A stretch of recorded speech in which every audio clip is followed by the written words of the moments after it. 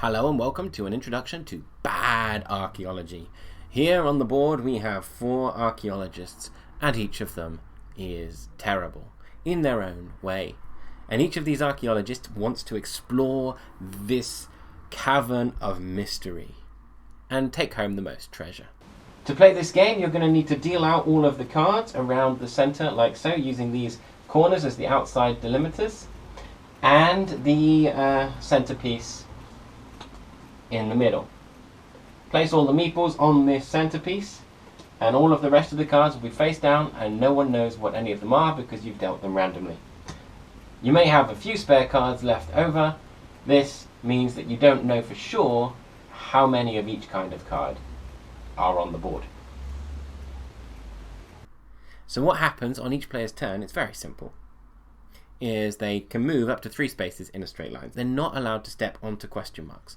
So I'm going to move this guy just 1 space, but as he steps next to a question mark, he reveals all of the tiles immediately around him. In this case there are 3 walls. That's not ideal, but there's someone else's turn, so this guy is going to have a go, and he's going to step out like so, and he's going to reveal a dynamite and a snake. Obviously you don't want to step on a snake, and collecting dynamite can be quite useful. Perhaps the easiest way to show you is using the programmed version that I've been working on. So we'll just bring in some characters here, and then we'll click on Start Game. And now each of these 3 characters has the option to move around the board, and they can move up to 3 spaces, but normally not onto something they can't see, which would be the question marks.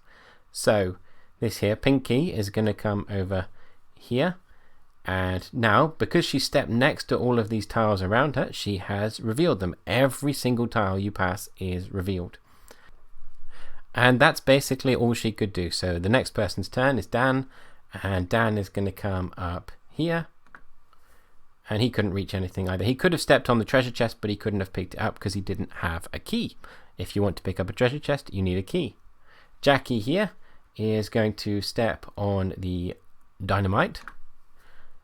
And now he has picked up the dynamite. That is his, and at the beginning of his next turn, should he so desire, he may blow it up. I'll show you what that does later. It's now Pinky's turn, and Pinky is going to step on the potion and pick it up. That potion means her speed is now 4. That means she can step onto things she can't see, and she can go 4 spaces instead of the usual 3. So back to Daniel's turn. Daniel is going to step on this portal, which gives him freedom to go anywhere on the board he can see. In this case, Daniel is going to choose to pick up the charmer, which is right next to the portal, and that means if he steps on a snake, he can just move that snake out of his way. Jackie wants to pick up the chest, so he's going to pick up the key first. And Pinky is going to step on the ice, and the ice is slidey, so she's just going to slide over it onto the next thing. And the game continues as people pick up different treasures. They find they have different rewards. So the dynamite here is worth 1 point, and that's why. But the key isn't worth anything. You just have to use it to open the chests, which are worth points. Once the entire board is cleared, the player with the most points will win the game. So I'll just demo a few more things now. So Daniel is going to step onto this jade statue and pick it up. Now his speed has gone down to 2. So he can't go nearly so fast. Jackie's going to pick up a dynamite, and Pinky is going to pick up a key.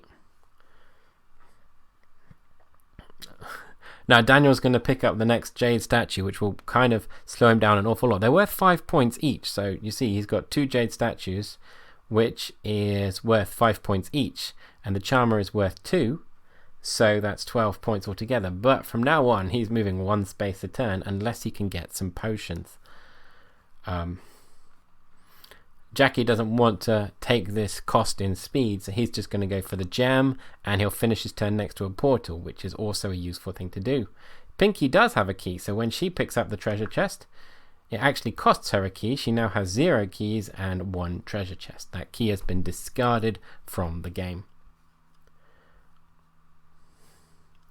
Now, Daniel has a snake charmer, so if he steps on the snake, he can then move that snake to any empty space on the board that he desires. So he can use that to get in perhaps Pinky's way, stop her from getting to the chest. Jackie really likes speed, so he's going to take the potion. And with Pinky, with her speed of 4, she can get all the way across to this key, or you see she can step onto this question mark because her speed is so fast. So I'm just going to click on this question mark and show you how that works. So she's now picked up another potion that gives her a speed of 5. So now she can go as far as she likes. She can go so fast that walls kind of don't even exist for her. She's going to phase through them. Daniel's going to pick up this key because this one thing gets something of value at least. And Jackie's going to pop all the way down here and steal this gem. And it's Jackie's turn, and Jackie has a dynamite. So if I click on the dynamite, this is going to blow up the 4 spaces directly around Jackie. And anyone in those places, Jackie gets to steal something from. So, if we click on this dynamite, we blew up Pinky, so she had to return back to the beginning. And Jackie now gets to steal one of Pinky's things. In this case, we are going to go with the potion. So hopefully you get the idea. As soon as there is nothing left of value that anyone can collect on the board, the game ends and you just count up the points you have. So jade statues are worth 5, treasures are worth 5, gems are worth 3, charmers are worth 2, and dynamite is worth 1. I hope you enjoy the game. So if you do want to get a copy of this game, you can get a print and play for free on my website, storyfeet.com, and just follow the board games link and you will find Bad Archaeology.